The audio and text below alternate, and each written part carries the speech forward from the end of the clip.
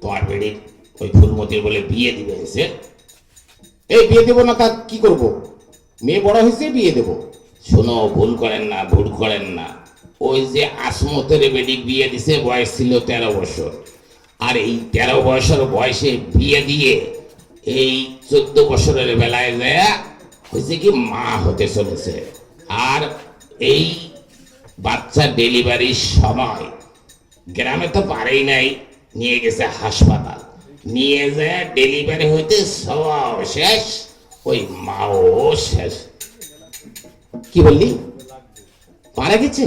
তো কি মিথ্যা কথা বললাম? তো তোমরাও যদি তোমার ওই একটা বেডি এত সুন্দর মাথা, লেখাপড়া করে ক্লাসের মধ্যে ফার্স্ট ফার্স্ট ক্লাস ছাত্রী, এবার পরীক্ষায় আবার প্রথম শ্রেণী লাভ করছে, আর তোমরা দিবেস্তান বিয়ে, তোমার কোনো বাহে আক্কেল আছে?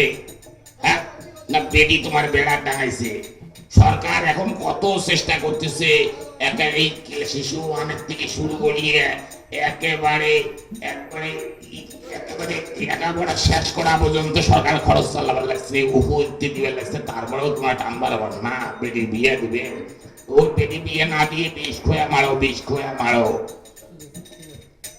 আর এই যে বাল্য বিয়ে দিবেন, এই বাল্য বিয়ে যদি কোনো প্রশাসনিক কর্মকর্তা জানতে পারে, তাইলে তোমার হাত করা লাগিয়া একা জেলখানা ঢুকিয়ে একবারে থুয়ে বন্দি করি, আবার নগদ জরিমানাও আছে, জেলও আছে।